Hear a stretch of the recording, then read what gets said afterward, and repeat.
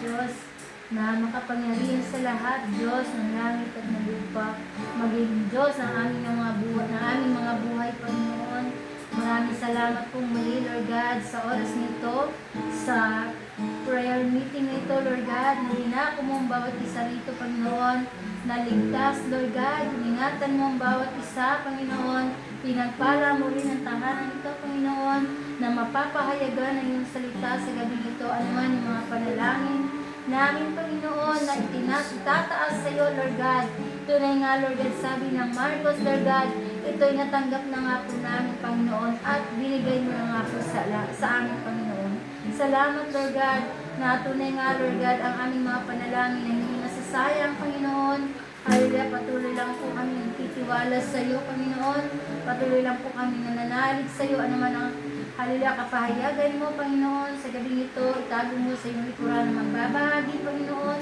Pagpalain mo ang kanyang buhay, ang iyong salita, Lord God, at anuman yung maging distraction, sa pangalan ni Jesus ay aming pong tinataboy sa lugar nito. Gawin pong banal ang lugar nito, ang bawat sulok ng tahanang ito, maging sa labas, na makakaabot ng iyong mga salita, Panginoon. Pagpalain mo ang bawat kapitbahay, Lord God. Salamat, Panginoon, sa ipang lahat ng papuri, pagsamba, sa pangalan ni Jesus. Amen! Hallelujah! Kaya praise the Lord. Sabi mo na sa katabi mo, pinagpala ako, nandito ka. Kaya welcome po ang bawat isa sa ating prayer meeting. Kaya ngitian mo muna yung katabi mo. Hindi ka pa nag-toothbrush, ngitian mo na. Kaya purihin ang Panginoon, muli niya tayo pinagsama-sama sa gawain niya. At naniniwala po mga kapatid na hinanda na ng Panginoon yung puso natin, di ba? Kaya yung paalala natin, mamaya na lang, di ba? Mas maganda yung ready na yung mga puso natin para tumanggap tayo ng salita ng Panginoon. Ready na ba kayo? Ready ang Word of God? Ang sabi nila, wala nang intro So, bugbugan agad Okay. Kaya dapat na tayo sa Word of God, mga kapatid. Alam ko na naabang-abangan natin yun. Tama ba ako? Amen. Yan, kaya kung may mga Bible po kayo, buksan niyo po yung Biblia niyo sa Ephesians chapter 2, verse 1 to 5. Efeso chapter 2, verse 1 hanggang 5. Kasi di ba, sabi ko nga sa inyo, simula nung nakaraang Monday, ito yung bagay na nilalagay sa puso ko ng Panginoon. Yung pagiging born again. Born again na ba kayo lahat na nandito? Born again na ba talaga? Totoo? Yan. Kaya mamaya, papasadahan natin yung mga nakaraang lesson. Siyempre, dadako tayo sa pangatlo, no? Kasi sayang. Kaya kung natagpuan nyo na, Ephesians chapter 2, verse 1 hanggang 5.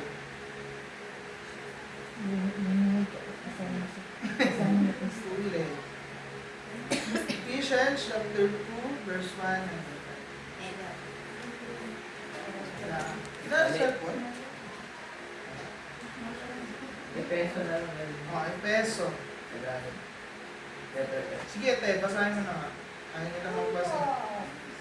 Kayo nooy mga patay sa inyong mga pagsalamsak at mga kasalanan na dati ninyong nilakaran, ayon sa lakad ng sanlibutan ng ito, ayon sa pinuno ng kapangyarihan ng hipapawid, ng Espiritu na ngayon ay gumagawa sa mga anak ng pagsuway, tayong lahat ay dating nabuhay sa gitna ng mga ito, sa mga pagnanasa ng laman na ating ginagawa ang mga nais ng laman at ng pag-iisip, at tayo nooy katutubong mga anak ng kapuotan, gaya naman ng mga iba. Ngunit ang Diyos, palibhasa'y mayaman sa awa, dahil sa kanyang malaking pag-ibig sa atin, maging noong tayo'y mga patay sa pamamagitan ng ating mga pagsuway, binuhay niya tayo kay Kristo sa pamamagitan ng biyaya kayong maligtas. Yun. Hallelujah. Basahin natin ulit ha. Sabi dito, noong una, itinuring kayong mga patay dahil sa mga pagsuway ninyo at mga kasalanan. So ano daw tayo? Tinuring daw tayo ano? Patay. Sabi mo nga, patay ka pala eh. Na parang ang hirap namamatay ka, kasi kumakain ka, nandito ka kayo, humihinga. Pero sabi ng Bible, nung una, tinuring daw tayong mga patay. Dahil saan? Pagsuway at sa ating mga kasalanan. Sabi dito sa verse 2, namumuhay kayo dati sa kasalanan. Dati daw, namumuhay daw tayo sa kasalanan. Dati. Pero ba't hanggang ngayon? Gaya ng mga taong makamundo. Amen. Ino-unti ko para maintindihan niyo mga kapatid. Gaya ng mga taong makamundo, sakop kayo noon ng pinuno ng mga espiritong naghahari sa mundo. Ibig sabihin, haleluya, kapag daw tayo namumuhay sa kasalanan, merong naghahari sa ating espiritu na galing sa mundo. Naintindihan? Nagigets po ba mga kapatid? Ginagawa ko to para dito pa lang, sa texto pa lang na to, mag-gets nyo na. Sabi doon, at siya ang espiritong kumikilos sa puso ng mga taong ayaw sumunod sa Diyos. Kaya, kapag ayaw natin sumunod sa Diyos, ibig sabihin, merong espiritu na naghahari sa atin. Na nag-udyok sa atin para gumawa ng kasalanan. Okay, malinaw. Dati, namuhay din kayo, ay tayong katulad nila. Namuhay tayo ayon sa pagnanasa ng laman. At sinusunod natin ang masasamang hilig ng katawan at pag-iisip. Ibig sabihin, mga kapatid, ano ba yung mga pagnanasa o hilig ng laman? Isa-isa pa ba natin? Nagigets po ba yung ibig sabihin nun? Yan. Yung ipi-pleasure mo lang yung sarili mo kagustuhan, pagiging makasarili. Naintindihan po ba natin? At sabi doon, hilig din ng pag-iisip natin. Ibig sabihin, kung ano ang maisip mo, yun lang yung gagawin mo. Amen. Kung ano yung i-joke sa'yo, yun lang din ang gagawin mo. Kahit alam mo na makakasakit to sa Panginoon, gagawin mo pa rin. Naintindihan? Amen. Sa kalagayan natin iyon, kasama rin sana nila tayo na nararapat parusahan ng Diyos. Ibig sabihin, yung mga namumuhay pala sa ganung bagay, ay merong parusa. Naintindihan niyo po? Hindi po ako may sabi niya ng Bible po. Verse 4, ngunit napaka maawain ng Diyos at napakadakila ng pag-ibig niya sa atin. Ito na, dito na papasok. Na kahit itinuring tayong patay dahil sa mga kasalanan natin, muli niya tayong binuhay kasama ni Kristo. Kaya naligtas tayo dahil lamang sa biyaya ng Diyos. Biruin niyo, nandun pa rin. Ito yung pinaka-highlight dito.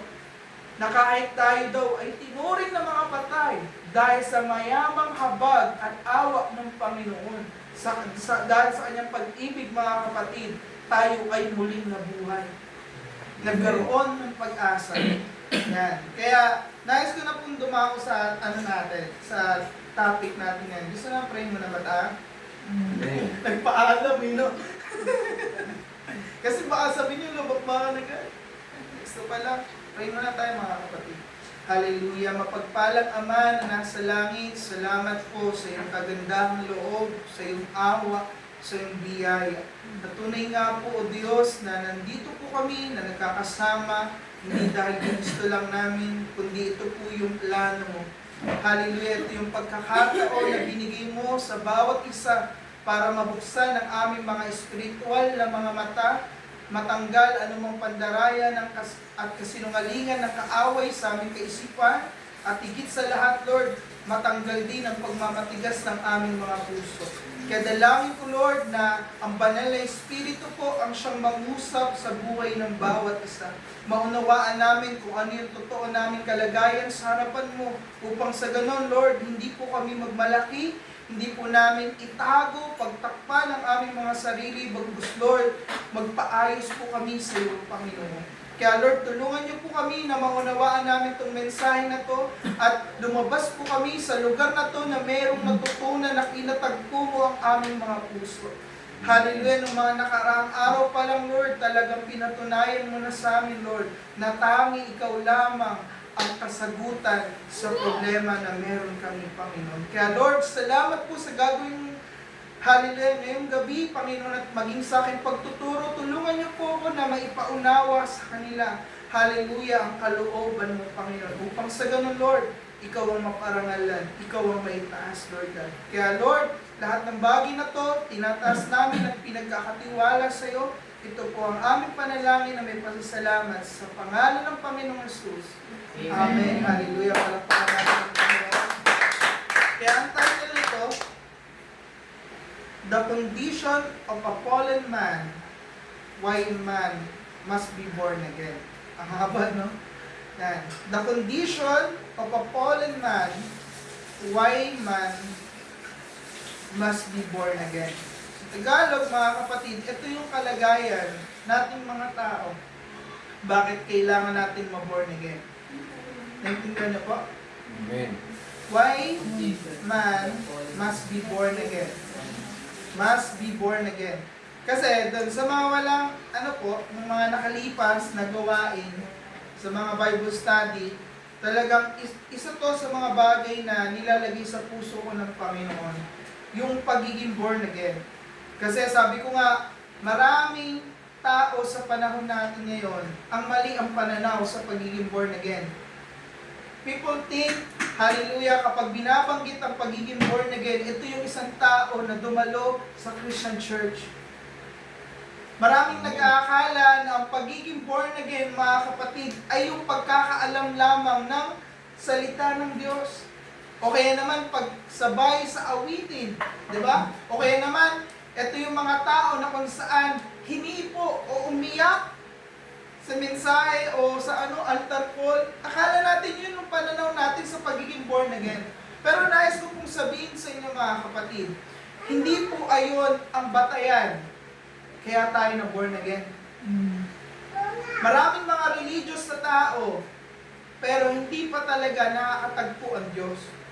Alam nila ang pangalan ng Diyos, alam nila ang gawain, flow, hallelujah, yung mga ginagawa sa loob ng church, alam nila ang salita ng Diyos, pero hindi talaga nila kilala ang Diyos sa kanilang mga buhay. Isang malaking patotoo po dyan, kung mababasa nyo sa John chapter 3, ang pangalan niya si Nicodemo. Si Nicodemo po ay isa po siyang religious leader na kung saan, hallelujah, ang pagiging Pharisees po hindi po madaling ma-obtain o ma-attain, hallelujah, ng isang tao. Dahil, sabi nga, ang pag-aaral ng mga yon, mga kapatid, kailangan makabisado nila ang Torah.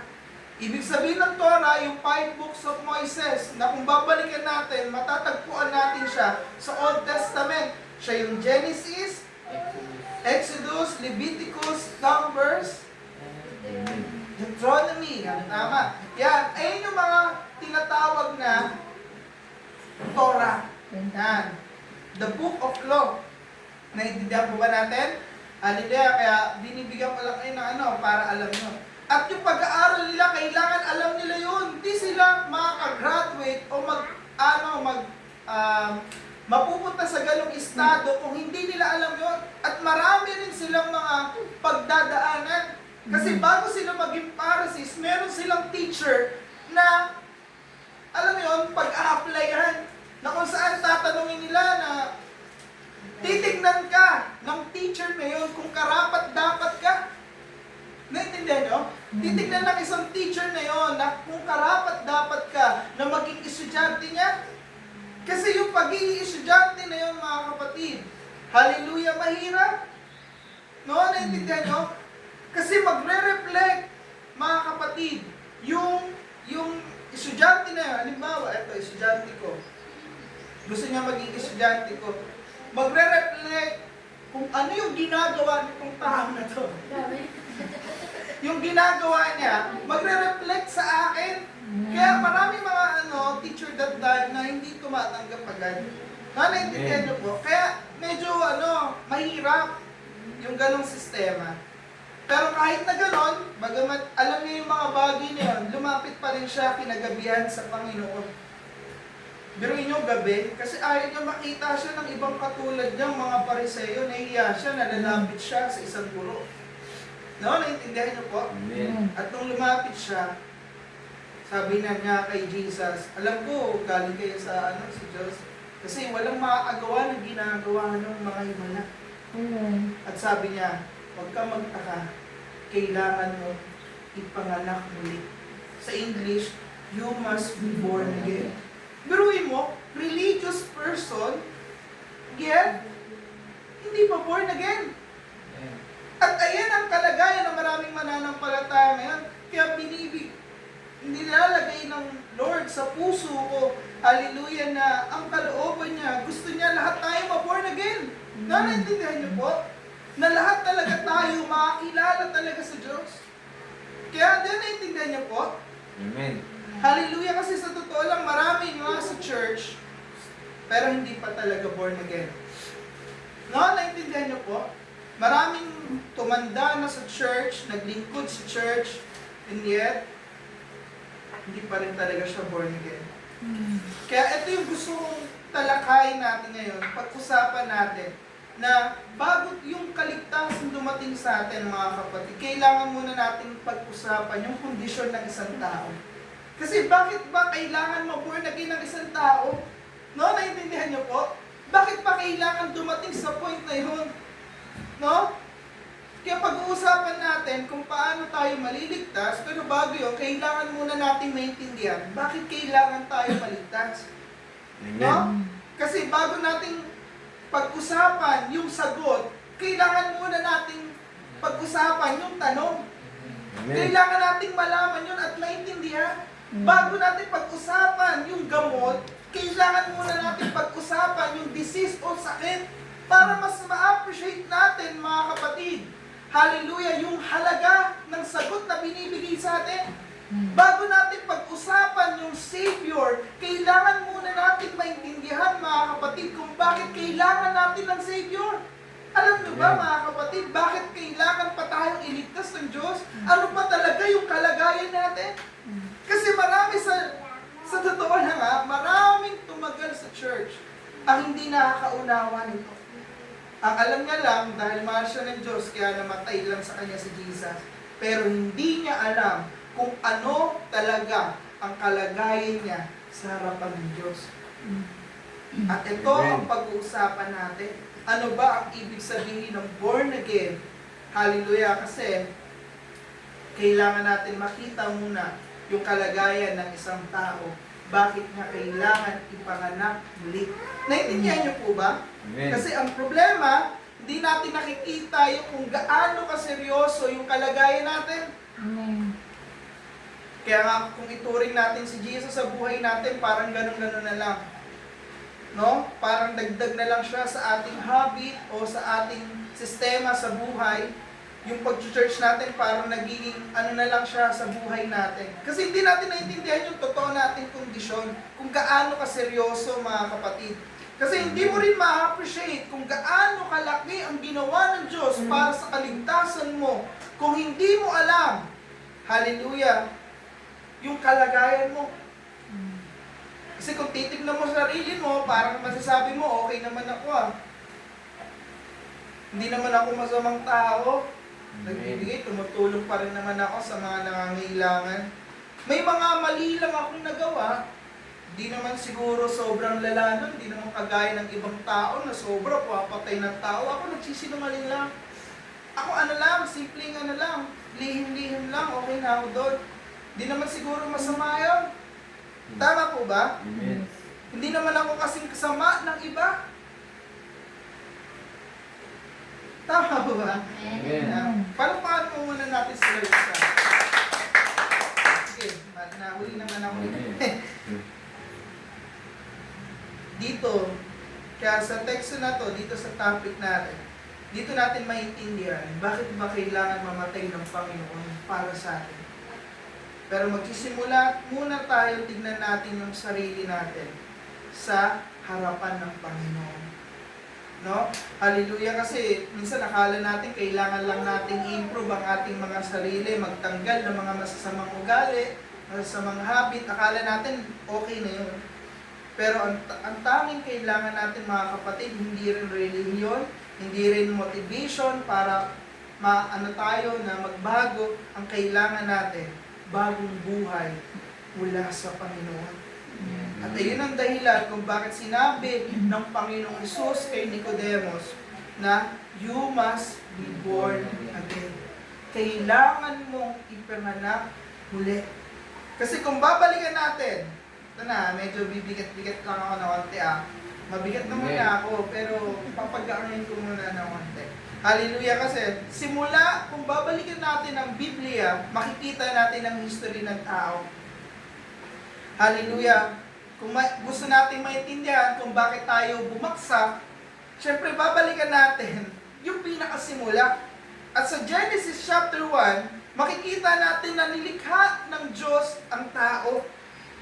No? At noon, nilikha ng Diyos ang tao, hindi niya tayo nilikha para mamuhay na iwalay sa Kanya. Tama? Amen. Ginawa tayo ng Diyos, mga kapatid, nilikha niya tayo para sa Kanya. Lumalakad kasama ng Diyos. Pansin niyo sila Adam and Eve. Diba? Ganun ang kalagayan nila. Sumusunod sila sa Diyos. Hallelujah. I'm sure ako sumasamba rin sila, mga kapatid. Nagkaroon sila ng fellowship sa Panginoon, di ba? At parang napaka-innocent nga nila. Hindi nila alam yung masama. Dahil naintindihan niya, parang, kasi napaka-perfect ng fellowship ng tao at ng Diyos. Pero nung dumating yung Genesis chapter 3, mga kapatid, dito na pumasok ang kasalanan. Amen. Nadaya sila ng ahas. Nadaya sila ni Satan. Naloko si Eva. Sumuway naman si Adan. Naintindihan niyo po? At may nangyaring pagbabago simula nung araw na yun. May nagbago sa human history at doon na bumagsak ang tao. Dati ang fellowship ng tao, malapit, tama? Pero nung sumuway sila, ang kasalanan, mga kapatid, hallelujah, ang siyang nagdulot para mahiwalay tayo sa Diyos. Naintindihan niyo po? Ang kasalanan, mga kapatid, hindi lang siya nagdadagdag ng isang bad habit sa buhay mo. Sa totoo lang, ang kasalanan, sinira nito ang fellowship natin sa Diyos. Amen. Bakit parang feeling natin, ang layo-layo natin kay Lord? Dahil sa kasalanan. Naintindihan niyo po? Dahil sa kasalanan, kinurap ng kaaway ang puso natin. Kung Amen. bakit napakasama ng puso natin, di ba? Sabi ng Jeremiah 17 verse 9, hallelujah, ang pinakamandaraya sa lahat ay ang puso. Sino mga kapatid dito? Imagine mo, mga kapatid, because of sin, our hearts corrupted. Kaya kung mapapansin mo, ang puso mo, puro sarili lang yan ang gusto niyang panigan. Ang puso mo, gusto niyan yung kasalanan. Wala ka nang pakialam sa Diyos. Wala ka na nga minsan pakialam sa kapwa mo. Basta to please yourself. Naintindihan niyo po ba? Bakit? Kasi nakurap ang ating mga puso. At ang kasalanan na nagdala sa atin ng kamatayan. Makinig. Hallelujah. Makinig kayo maigi, mga kapatid. Hallelujah. Sayang po.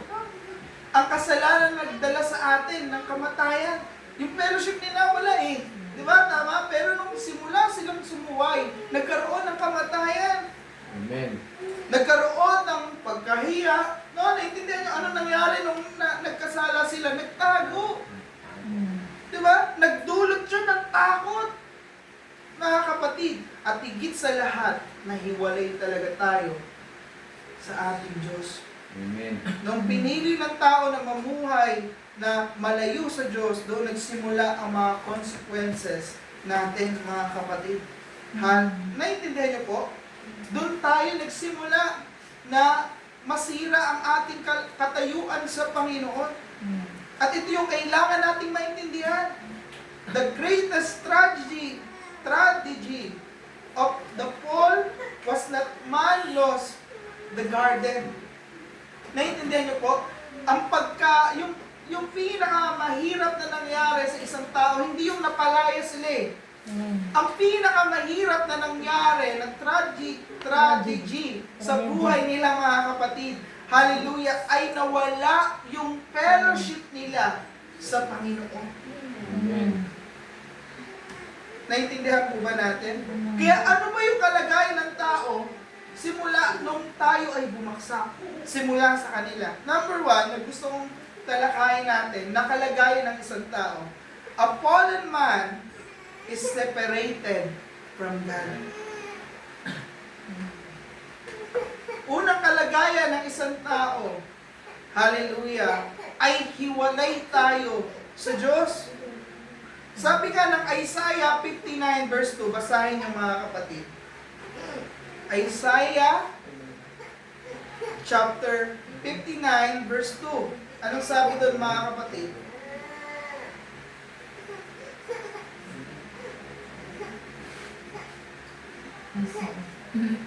Isaiah. Isaiah 59 verse 2.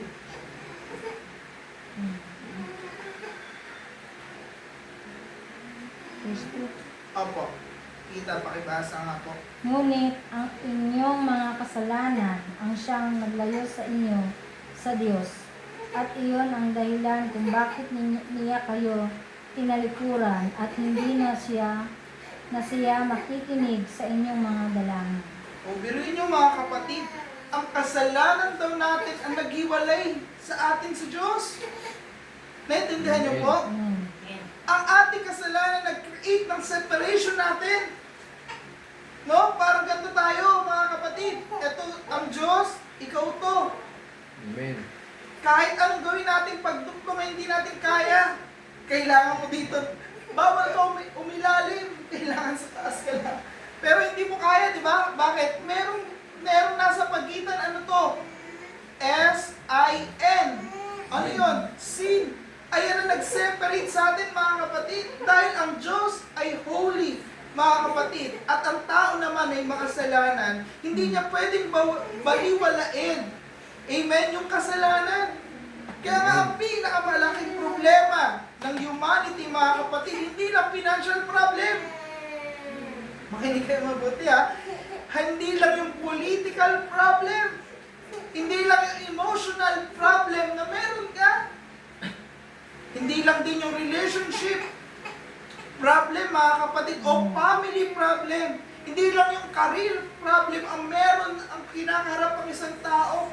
Ang pinakamalalang kinakaharap na problema natin, mga kapatid, ay yung nalayo tayo sa Diyos. Amen. Pero bakit parang napakaraming mga tao kahit iwalay sa Diyos, wala silang pakialam? Bakit? Kasi bulag sila sa kanilang kalagayan. Amen. But if we read, hallelujah, the Bible, malalaman natin na tayo ay hiwalay sa Diyos. Pwedeng magkaroon ka ng maraming pera, kapatid, pero hiwalay ka sa Diyos. Pwedeng maging successful ka sa karir mo, pero hiwalay ka pa rin sa Diyos, mga kapatid. Kung pwedeng magkaroon ka ng magandang pamilya, pero hiwalay ka pa rin sa Diyos. Kung pwedeng maging sikat ka, hallelujah, gawin mo lahat ng mga TikTok na mga uso ngayon para sumikat ka, pero hiwalay ka pa rin sa Diyos.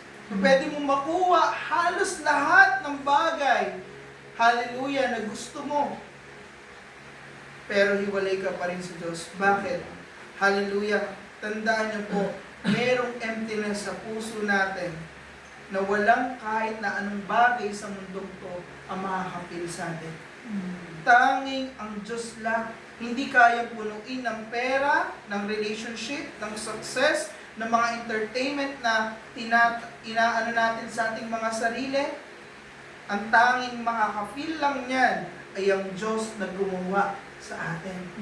Kaya ang number one na condition ng isang tao, separated tayo sa Diyos. Ano yung pangalawa? A fallen man is spiritually dead. Ang pangalawa, a fallen man is spiritually dead. Una, hiwalay tayo sa Diyos. Pangalawa, tayo po ay patay sa ating spiritual. Amen. Sabi ko nga, sa panahon natin, maraming walking dead. Nabubuhay dahil patay. Anong ibig sabihin mo, Pastor? Pwede ba yun? Yes.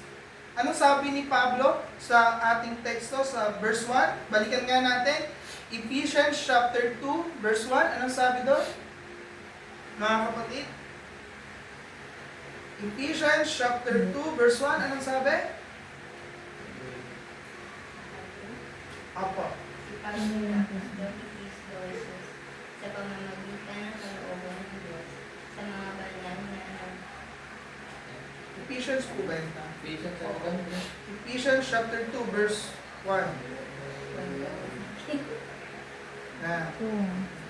Yung text na natin kanina, Kanila sa English. Ay, AC. oh sige, AC. Ephesians chapter 2 verse 1, and you have it weekend who were dead in trespasses and sins. Yon. Noong una, itinuring kayong mga patay dahil sa pagsuway ninyo at mga kasalanan. So ano daw kalagayan natin mga kapatid? Sabi ni Apostol Pablo, tayo ay patay. Pansinin niyo yung sinabi niya, hindi niya sinabi mahina kayo. No? Hallelujah, hindi niya rin sinabi na nag-i-struggle ka lang. Ang sabi niya, kapatid, napakalinaw, patay. Amen. No, naintindihan niyo po mga kapatid, ito yung condition natin. At sa totoo lang, mahirap itong tanggapin pag sinabi mo sa isang tao. Amen. Ngayon nga, hindi kayo naniniwala na patay kayo spiritual eh. Bakit? Amen. Kasi gumigising ka. Tama po ba? Na kumakain ka, nagtatrabaho, tumatawa, umiiyak. Dahil naiintindihan niyo po? Ang dami natin plano sa buhay natin. Diba? Nagkakaroon tayo ng mga relationship, nangangarap tayo. Physically, boy ka. Amen. Alive na alive ka nga eh. Sa totoo lang eh. Pero sa spiritual, naintindihan nyo? Pag wala si Kristo sa buhay natin, tayo ay mga patay dahil sa kasalanan. Amen. Ito ang nakakatakot mga kapatid. Kasi, ang spiritually dead na tao, mga kapatid, kung pwedeng magmukhang buhay sa outside eh. No? Kung pwede ka maging successful sa buhay, pero yung kaluluwa mo, mapapahamak na. Kaya nga sabi ng Bible, mga kapatid, aanay mo, mapasayo man ang kayamanan ng mundo mo. Kung mapapahamak yung kaluluwa mo. No? Kung pwede kang pumunta sa church, pero malayo ang puso mo sa Diyos. Marahil nandito ka ngayon, pero ang totoo, wala na talaga si Lord sa buhay mo. Parang yan nangyari kay Samson.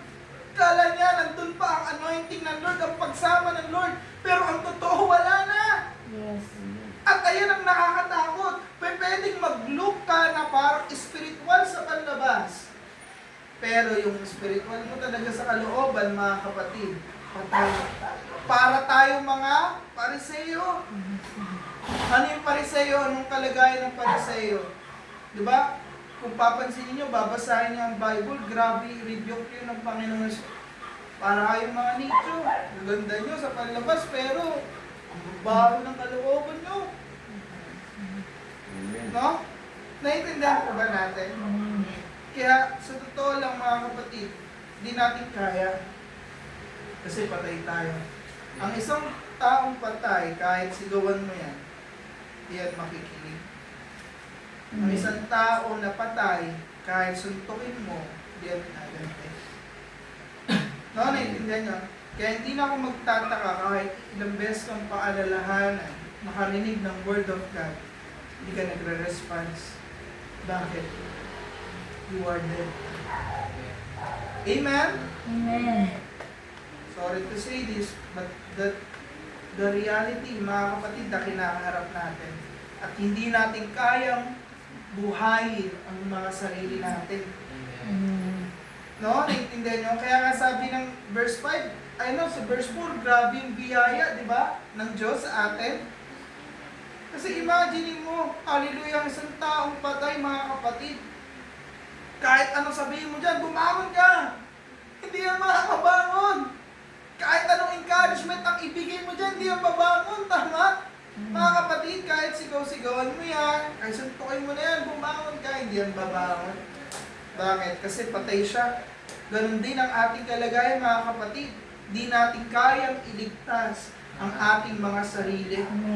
Di natin kayang isave ang ating mga sarili sa kapahamakan na parating sa atin by good works. Kahit gumawa ka pa ng milyong magagandang gawa mga kapatid. Kahit na meron ka pang religion, kahit na yung moral mo, napakaayos mga kapatid. Kahit na napakatalino mo, kahit na marami kang pera, kahit napaka-edukado mo kapatid, hindi pa rin enough yun para maligtas ka. Kasi yan ang problema natin. Hindi lang sa behavior, kundi ang problema natin talaga, puso. Amen. Naintindihan niyo po ba? Amen. Kasi ano ang kailangan ng patay? Buhay. Dahil naintindihan niyo, hindi advice, patay na nga, advicean mo pa. Hindi yan makikinig sa'yo. Kaya naintindihan niyo, kailangan niya ng buhay. At dito natin maintindihan kung bakit sinabi ni Jesus, you must be born again. Kailangan mong ipanganak muli para magkaroon ka ng buhay. Amen. Amen, mga kapatid. Kasi ang kailangan natin, buhay. Kaya yun yung pangalawa mong kalagayan, ha? You Amen. are spiritually dead. Pangatlo, a fallen man is slave of sin. Ang pangatlong kalagayan ng tao ay alipin siya ng kasalanan. Sabi mo sa katabi mo, nakulong ka pala. Dahil naintindihan niyo po? Amen. Ano sabi ni Jesus sa John chapter 8 verse 34? John 34. Basahin mo awana. John 8:34.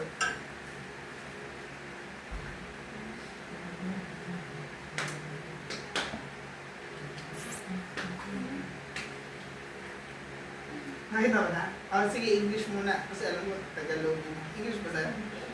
Sige, ikaw na, English. Ito ka na.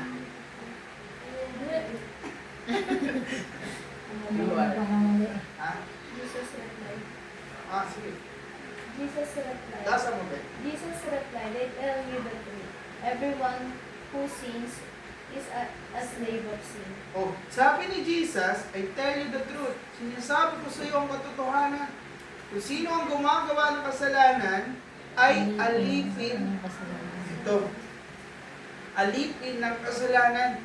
Ang isang taong gumagawa ng kasalanan. Hallelujah. Sa totoo lang mga kapatid, ang sin, bago mo siya gawin, parang ipapromise niya sa'yo na merong ang kalayaan kapag nagawa mo siya. Amen. Tama ba? Parang pili kasi natin, kapag hindi natin nagawa yun, para tayong nalilimitahan. Pero kapag nagawa natin yung mga bagay na gusto natin, piling natin malaya tayo. Parang gusto na ako nito. Hindi, totoo yun. Then, naiintindihan niyo po, akala natin, pag nagawa natin lahat, at sinunod natin yung feelings natin, at wala naman tayong naapakan tao, malaya tayo. Deserve ko naman to eh. Isa lang, gano'n nga, masyado ka na, caging talaga ni pastor. Lahat na lang bawal. Dahil, naintindihan nyo? Dahil, last na. Last na to. Pero eventually, yung akala mo, ikaw yung kumokontrol, pero ang totoo, ang kasalanan ang kumokontrol sa'yo. Paano ko nasabi? Iniisip natin, kaya natin ihinto agad-agad. Tama ba? Yes. Hindi, last na to, sige. Hindi, kaya ko namang kontrolin. Ano ko naman, I can handle myself. I can handle my feelings naman po. Di, kaya, huwag mo na akong payuhan kasi I know that. I've been there. Diba, parang mga ganun yung mga naiisip natin. Kala natin, kaya natin tigilan agad. Pero, kahit anong sabihin mo sa sarili mo, ayoko na. Anong nangyayari? Yes. Ginagawa mo pa rin. Amen. Bakit? Mga kapatid, kasi ang kasalanan na ang kumukontrol sa iyo. Amen. Hindi ka pinagbabawalan ni Lord gawin yung bagay na gusto mo. Ang problema, hindi mo nakikita yung kalagayan mo kapag ginagawa mo yan. Amen. Every time you sin, mga kapatid, para ka nagbi-build ng brick na mataas ng isang malaking wall. At kalaunan, dahil nakasanayan mo na yun, every time na ginagawa mo, nagdadagdag ka pa isa-isa. Hanggang sa hindi mo namamalayan, hindi mo na nakikita yung ibang bagay. Kasi nakakulong ka na. Naintindihan po ba natin yung topic natin ngayong gabi? Amen. Kasi tandaan nyo mga kapatid, yan ang nangyayari. Kapag tumubo na ang pride sa puso ng isang tao, papaikutin ka niyan. Kapag ang last, ang umiral sa isang tao, mga kapatid, kahalayan, tawag ng laman, mga kapatid, hawakan yan sa leeg. Pansinin nyo mga kapatid, kahit ayaw mo namang gawin pero nagagawa mo pa rin. Yes. Bakit? Kinokontrol ka na. Even yung greed, yung pagiging sakim, mga kapatid, hallelujah, kapag yun na ang umiral sa puso ng isang tao, papaikutin niya yan. Yung hatred na nararamdaman mo, alam mo, simpleng tampo, simpleng galit lang, kapatid, papaikutin ka niya. Amen. Especially, yung unforgiveness. Yes. Kapag umiral sa puso ng isang tao, ang unforgiveness, hallelujah, ang hirap niyan. Amen. Lalo na addiction, selfishness, at minsan hindi natin napapansin gaano nakalalim ang kontrol ng kasalanan sa buhay natin. Naiintindihan niyo po? Amen. Bakit? Kapag gumawa ka ng kasalanan, nakaka-enjoy. Sino dito yung gumawa ng kasalanan? Hindi ka nasarapan. Kalukuhan. Ang hindi masarap gawin, naiintindihan mo? Ang hindi Amen. masarap gawin ay yung paminsan ng kalooban ng Lord eh. Amen. Tama po ba? Yes. Pero every time you sin, pinipleasure mo lang yung sarili mo. Diba? Naiintindihan niyo po? Hindi mo napapansin, ayun na ang kumukontrol sa'yo. Yan na ang may kapangyarihan sa'yo. Kaya tama yung sinabi ni Jesus. Yes. Everyone who commits sin is slave of sin. Amen. Hindi ko po sinasabi na alipin ka. Alam ko, hindi ka nalipin, pinalaya ka na. Amen. Pero, isa yan sa katayuan mo. No? Number 4. Tama na ba? 4 na ba? Ayaw nyo na ba? Tuloy ba natin? Tuloy. Tuloy. Four. Palakpak nga ng dalawa. Yan. Tuloy. Pang-4. Ma-condition mo. Ano yung pang-una? Fallen man is separated in the Yun. That's it. Number 3. fallen man is placed in sin. Ayun. Yan. Number 2. Fallen man is spiritually dead. Spiritually dead. And 4, a fallen man is deceived about his condition. A fallen man is deceived. Pag sinabing deceived, nadaya. No? Niloko ba? Niloko kanya. Pero si Lord, di kanya niloko. Hindi, joke lang. A fallen man is deceived about his own condition.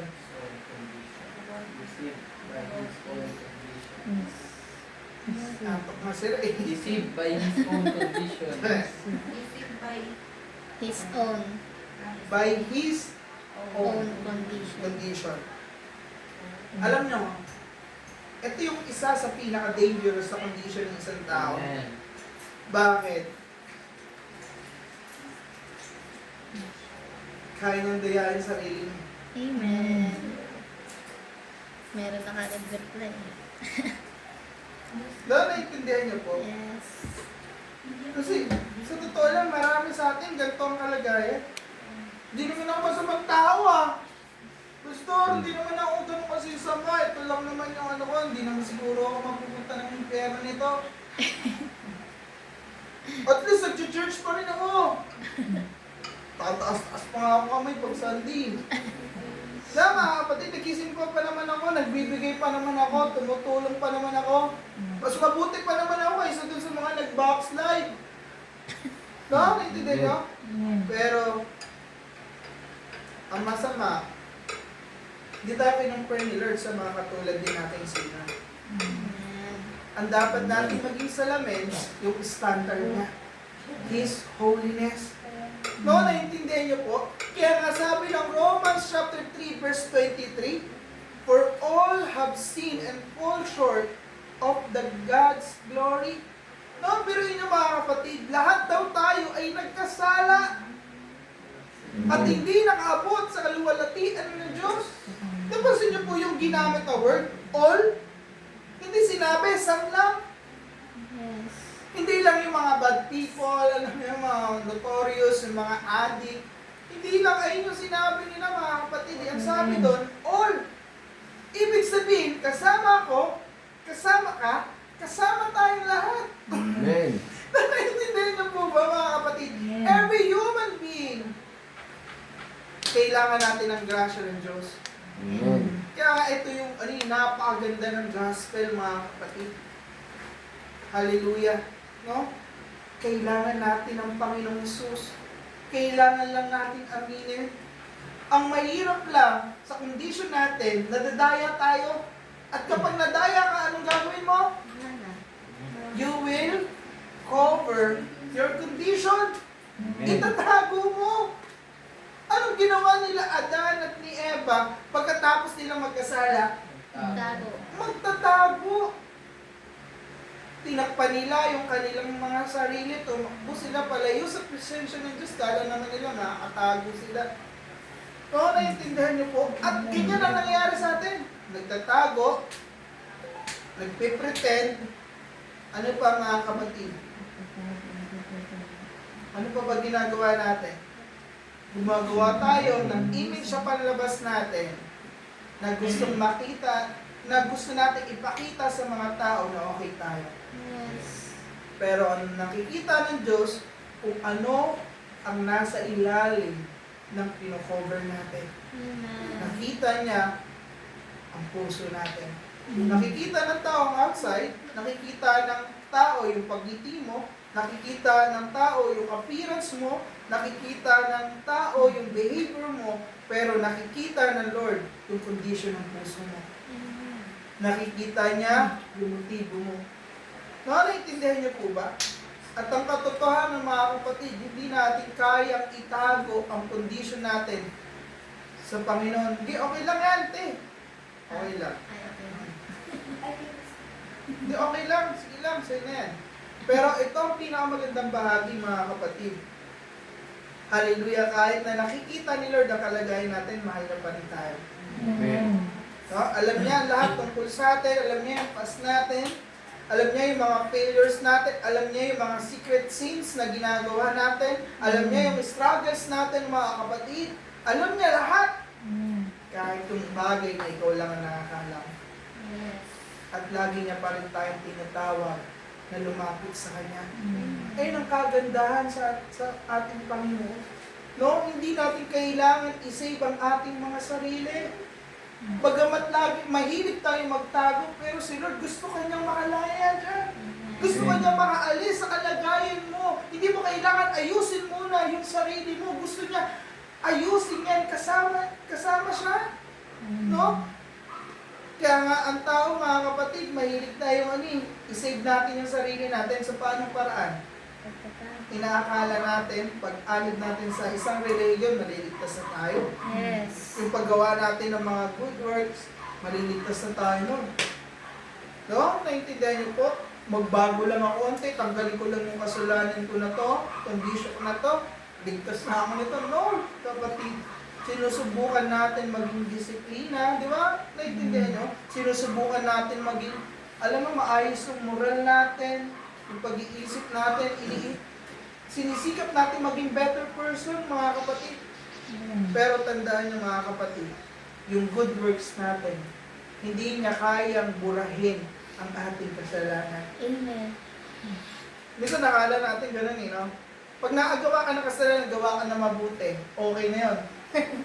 Di ba naintindihan? Sa ganun isip natin. Tinatakpan. Pag nakagawa tayo ng kasalanan, ini-expect natin na kapag gumawa ko ng mabuti ngayon, okay na. Equal na. Oh Lord, Balance. balanse ang buhay. Yan, hindi na nyo. Gayong. Hindi na nyo. Isipin mo, may utang kang 1 million, tapos sabihin mo, simula ngayon, magiging mabait na ako. Mawawala ba utang mo?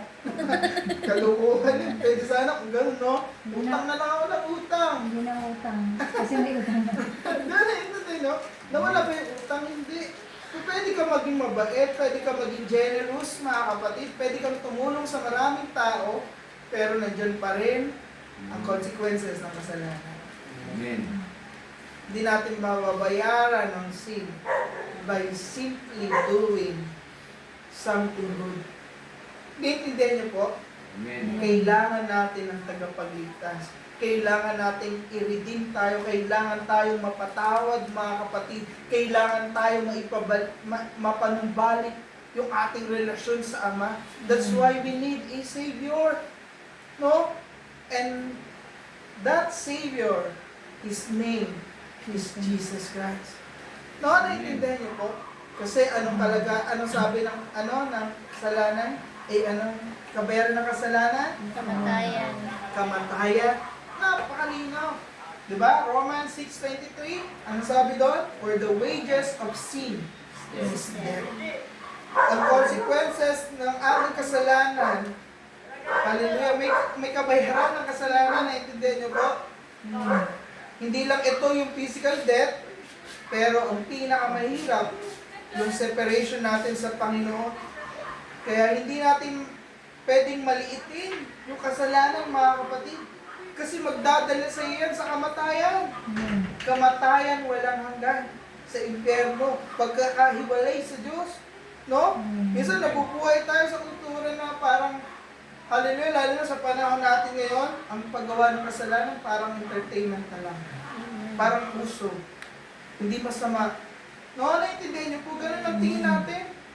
Pinagtatawanan nga natin yan, ini-normalize yung paggawa ng mali, ini-enjoy. Hallelujah. At minsan nasasabi natin, lahat naman, yan yung ginagawa eh. Amen. Tama po ba? Pero dahil ginagawa ng lahat, hindi ibig sabihin nun, tama na yan sa harapan ng Panginoon. Amen. Hallelujah. Dahil ang kasalanan, napaka-serious yan sa harapan ng Diyos natin, mga kapatid. At habang mas naiintindihan natin kung gaano ka-holy si Lord, mga kapatid, mas maintindihan natin kung gaano ka-seryoso ang sin na ginagawa natin. Ang problema, ito, hindi natin alam yung bigat ng kasalanan. Amen. Kasi nadaya tayo ng condition natin. Amen. No, naiintindihan niyo po?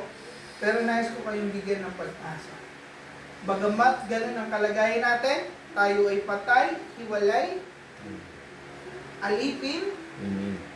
nadaya ng ating mga sarili, mga kapatid, pero nandyan pa rin ang grasya ng Diyos. Amen. Sabi nga sa verse 4, but God, who is rich in mercy, napakaganda, napakasarap pakinggan. Amen. Bagamat ganun ang kalagayan natin, pero ang Diyos, no? But God, ang Diyos na masagana ang kanyang habag, no? Naiintindihan niyo po? Bagamat tayo'y patay, but God, pero ang Diyos ay kayang gawin. Kahit tayo ay alipin, mga kapatid, kahit na tayo ay guilty, pero may kakayanan ng Diyos. Ang tao, deserve natin ng judgment, mga kapatid, pero ang Diyos, willing magpatawad, Amen. willing magligtas, mga kapatid. At ayan ang gospel, mga kapatid. No, naiintindihan niyo po? Hindi tayo inabot ng Diyos dahil mabuti tayong tao, kundi ang Diyos mismo bumaba para i-rescue tayo, para iligtas tayo. Kaya nga sabi ng Romans chapter 5 verse 8, hallelujah, pinatunayan ng Diyos ang kanyang pag-ibig sa libutan nung namatay si Kristo nung tayo ay mga makasalanan pa. No? Hindi tayo minahal dahil naging mabuti na tayo. Hindi tayo minahal dahil binago natin ang ating mga sarili. Minahal niya tayo kahit tayo ay mga makasalanan pa. Ibig sabihin, kahit na tayo ay alipin, patay, nadaya, hiwalay sa Diyos, minahal pa rin tayo ng Diyos. Amen. Inabot niya pa rin tayo. Nananatili ka tayong inaabot, binabalik sa Kanya. Every time na tumatakbo tayo palayo sa Diyos, siya nag-aantay, hinahanap ka. Amen. Inaantay kang bumalik, yayakapin ka, lilinisin ka, ibabalik yung totoo mong identity. Yan ang kalagayan natin. Kaya nga ang tanging sagot sa ating problema, mga kapatid, ay ang cross. No, ang ginawa ng Panginoon. Hallelujah! Sa ating kondisyon, naintindihan nyo? Hindi natin kailangan o hindi natin kayang iligtas ang ating mga sarili. Pero namatay ang Panginoon Jesus para sa atin. Bakit siya namatay sa krus? Just tayo sa ating mga Sabi ng iba kasi ano po siya nagpaamatay po, sabi. Pero ang totoo, mga kapatid, namatay si Jesus Christ sa krus ng Kalbaryo para bayaran ang ating kasalanan. Biruin mo yun. Ikaw na nga yung may utang, may nagbayad pa para sa'yo. Amen. Naintindihan niyo po?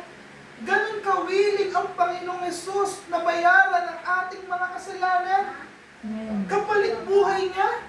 Ikaw nga, hindi mo kayang ilaan yung sarili mo sa kaaway mo. Hayaan mo yung mamatay. Doon naintindihan niyo po, mga kapatid. Pero sa krus, hallelujah, kinuha ng Panginoong Yesus ang dapat sana para sa atin. Amen. No? Tinanggap niya lahat ng paghihirap, lahat ng kasalanan, mga kapatid, para lang tayo ay mapatawad. Ginawa niya lahat ng yon, mga kapatid, para yung shame na naghahari sa ating mga puso mawala. No? Niredeem tayo ng Panginoon para mapanumbalik tayo sa Ama. Kaya siya namatay para tayo naman ay muling mabuhay. No, naintindihan niyo po ba, mga kapatid? Kaya nga yung cross, may dalawang mensahe yung pinapakita. Ano yung number one? Yung kasalanan, napakaseryoso sa harapan ng Diyos. Kailangan may mamatay. Pangalawa, pagpapakita yun ng pag-ibig ng Diyos sa ating lahat, mga kapatid. Kaya nga dun sa cross na yon, yung justice at mercy ng Panginoon nag-meet, na-satisfy. Naintindihan niyo po ba? Hindi sinabi ng Diyos, okay lang ang sin eh, kasi may namatay. No, hindi ayun ang ginawa niya. May namatay. At ayun ang Panginoong Jesus. Kaya nga sinabi niya kaya nga maunawaan natin, bakit sinabi ng Panginoong Jesus, you must be born again. No, naintindihan niyo po, bakit sinabi ni Jesus kay Nicodemus yun? Isang religious, educated, respected, mga kapatid. Pero sinabi niya pa rin, you must be born again. Bakit? Pinapakita lang sa atin ng Panginoong Jesus na ang religion natin hindi kaya bumuhay. Amen. No? Ng patay na kaluluwa. Na kahit yung knowledge mo, hindi kayang bumuhay ng kaluluwa. Kahit na yung good works mo, kapatid, hindi yan kayang magligtas sa'yo. Only God can give us life. Naintindihan niyo po ba, mga kapatid? Kaya nga, dapat maunawaan natin ito, mga kapatid. Napakaseryoso ng ating kalagayan sa harapan ng Diyos. Hindi biro. Kaya niya sinabi, you must be born again. Kailangan mong ipanganak muli. Hindi sa mabubuti mong gawa, kundi bunga sa pagkilos ng Diyos. Naintindihan niyo po? Kaya yan ang kailangan natin ngayong gabi, mga kapatid. Kailangan natin ipanganak muli. Bakit? Grabe yung kalagayan natin. Naintindihan niyo po? Mahirap yung ating kalagayan. Tayo daw ay ano? Hiwalay, patay, alipin, nadaya ng ating kondisyon. Pero ito, gusto kong iwanan sa inyo, mga kapatid. Hindi ko natatapusin. Bagamat ganun ang kalagayan natin, sobrang grabe ang mercy ng Diyos sa buhay natin. Grabe yung kanyang biyaya sa atin. Hindi niya tayo iniwanan ng ganun. Yung kalagayan natin, gumawa siya ng solusyon. At sino yung solusyon na yan? Si Jesus. Ano sabi ng Bible? Na kailangan natin gawin? Repent your sins. Yeah? Sabi doon, tanggapin natin ang Panginoong Jesus. Kung ipapahayag ng iyong labi si Jesus, namatay muling nabuhay, maliligtas ka. Sabi ng John, 1 John chapter 1 verse 9, if we confess our sin, He is just and faithful to forgive us. Biruin nyo, napakalala na ng sitwasyon natin, pero gumawa pa rin ang Panginoon ng solusyon. Amen. Ngayon, anong ginagawa natin sa solusyon? Parang binabaliwala lang natin, Amen. Amen. parang tinitake for granted lang natin ang Diyos. Pero kapatid, kung naunawaan mo lang itong mensahe na to, walang rason para hindi mo ipaglingkod ang buhay. Walang rason para hindi mo siya tanggapin. Walang rason para hindi mo siya pag-alayan, ibigay ang lahat sa Kanya. Naiintindihan niyo po? Kasi lahat na ng bagay, ginawa sa atin ng Diyos. Nagpakasarap-sarap tayo, pero niligtas na pa rin tayo. Ginawa natin yung mga bagay na hindi makakalugod sa Kanya, pero minahal na pa rin tayo. Grabe ang pag-ibig. Napakasukdulan ng biyaya ng Panginoon. Ano naiintindihan niyo po? Siya yung namatay, dapat ikaw eh. Pero dahil mahal ka niya, ginawa niya. He is willing to do that for your sake. Naiintindihan niyo po? Grabe. Amen. Kailangan mong ipanganak muli. Kailangan mo siyang tanggapin ng totoo sa buhay mo. Hindi lang yung reliyon, marahil ngayon, alam mo na, kilala mo na yung reliyon, marahil meron ka reliyon, marahil may good works kang ginagawa. Kapatid, sabihin ko sa'yo, kahit tumagal ka sa church, pero kung nasa labas ng puso mo ang Panginoon, papahama ka pa rin.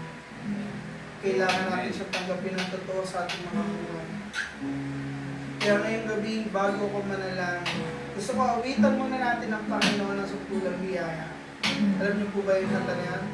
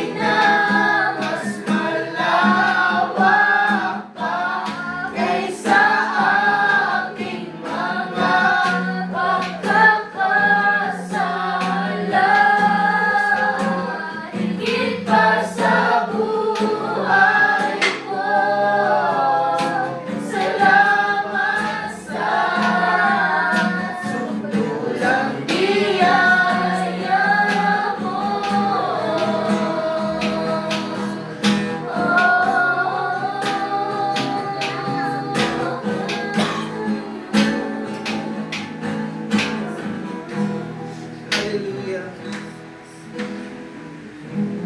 Grabe yung ginawa ng Diyos para sa atin, mga kapatid. Madalas binabaliwala lang natin yung sakripisyong ginawa niya. Madalas, hallelujah, hindi natin, alam mo, na-appreciate kung gaano kalaki at lawak yung pag-ibig niya sa atin. Hallelujah. Pero grabe na biyaya ng Diyos sa buhay natin. Kahit ganun yung kalagayan natin, minahal niya pa rin tayo. Hindi niya tayo iniwanan sa ganung state. Nagplano pa rin siya para iligtas tayo. Kaya dumating ang Panginoong Yesus sa mundong ito para iligtas tayong lahat, mga kapatid. Anong kailangan lang natin gawin? Accept Him. Believe in your heart. Hallelujah, that Jesus is, hallelujah, rose from the dead and you will be saved. Hallelujah, marahil ngayon, nandito ka, nasanay ka na lang sa gawain, pero hindi mo pa talaga totoong tinatanggap ang Panginoon sa buhay. Nais ko na magkaroon ka ng personal time o personal prayers sa Panginoon na muli, hallelujah, imbitahan mo siya sa buhay. Aminin natin na hindi natin kayang iligtas ang ating mga sarili. Hindi natin kayang baguhin ang ating mga sarili, mga kapatid. We need this grace. We need this mercy, mga kapatid. Kailangan natin ang pagkilos ng Holy Spirit sa buhay natin, mga kapatid. Kaya sige, bago ko manalangin, nais ko muna kayo bigyan ng hallelujah, ilang minuto para makapanalangin. Ramayere besi kaya ranaye uri ikaw Diyos luwalhati ka O Lord, buksan mo ang puso ng bawat isang tao. Puro musik kaya ranaye puro musik kaya ranaye hindi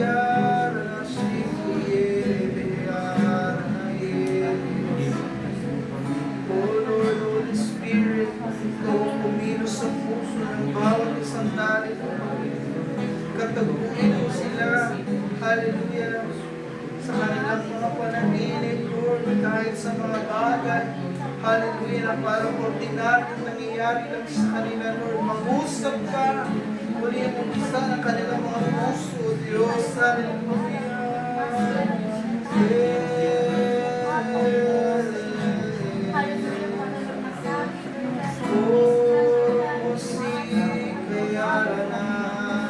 Huwag kaming madaya ng aming katayuan, Lord.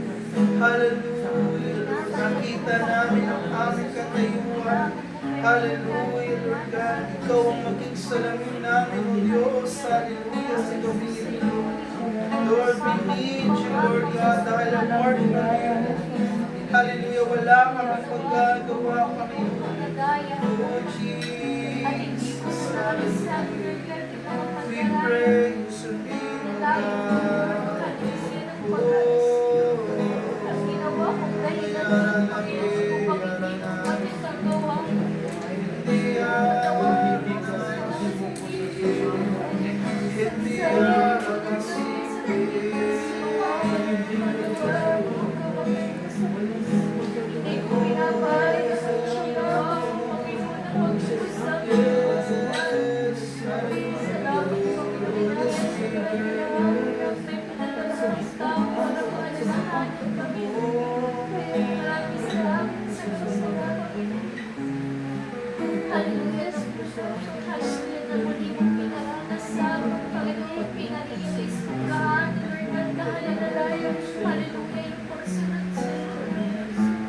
Paano mahalagaan muli kung ano yung ginawa mo sa cross, Panginoon ng kailangan. Maraming salamat sa paalala mo. Ginagawa mo sa araw-araw ng buhay namin. Patuloy kami minahal lahat.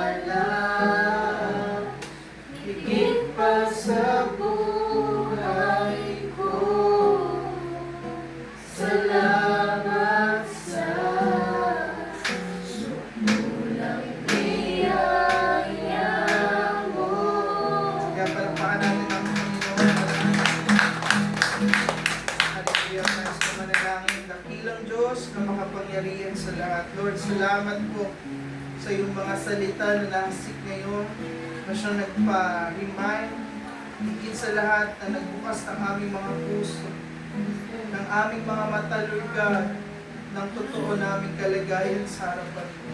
Lord, salamat po sa dakilang biyaya, sa iyong grasya, O Diyos, na hindi namin kayang tawaran ng kahit anong bagay, Lord. Dahil, Lord, tunay nga, Lord, na, hallelujah, wala kaming magagawa para iligtas ang aming mga sarili. Pero dahil sa iyong biyaya, Lord, namatay ka para sa amin. Tinubos mo kami sa aming mga kasalanan, Panginoon. Kinuha mo yung parusa na dapat sa amin, Panginoon. Salamat po, Panginoon.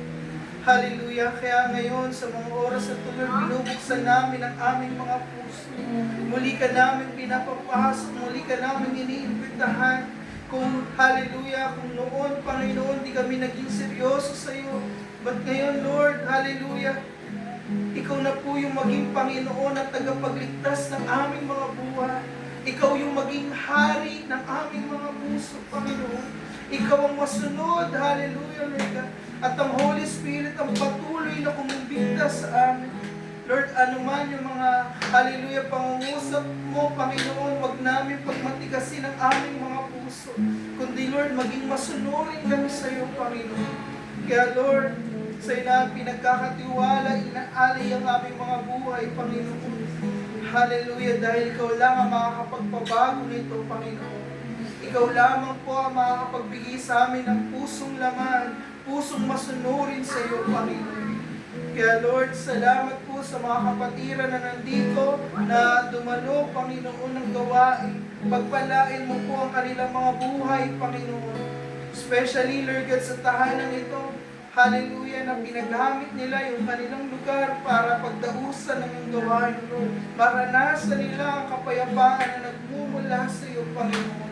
Hallelujah, yung pagpapala, hallelujah, hindi lang material blessing, kundi spiritual blessing, Panginoon. Hallelujah. At maging sa bawat isa, Lord, sa iyo pinagkakatiwala ang bawat isa, Panginoon. Hallelujah. Maranasan nila patuloy ang kapayapaan na nagmumula sa iyo, Panginoon. Kung sino man yung may mga pangangailangan, problema, suliranin, katagpuan ng Panginoon. Hallelujah, Lord God. Patuloy yung patunayan, Lord. Hallelujah, kung gaano ka makapangyarihan sa aming mga buhay, Panginoon. Kaya Lord, salamat po, Panginoon, sa gabi ito. Sa iyo ko po pinagkakatiwala ang lahat. Ito po ang aking panalangin na may pasasalamat sa pangalan ng Panginoong Jesus. Amen. Hallelujah. Hallelujah.